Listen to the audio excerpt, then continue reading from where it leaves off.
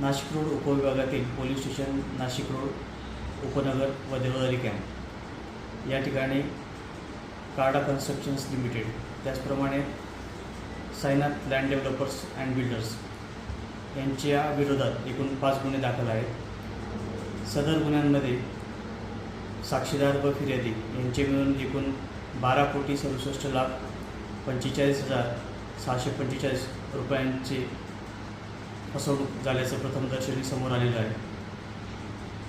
या सर्व गुन्ह्यांच्या संदर्भात MPID सह इतर कलमांमध्ये गुन्हे दाखल करण्यात आलेले आहेत।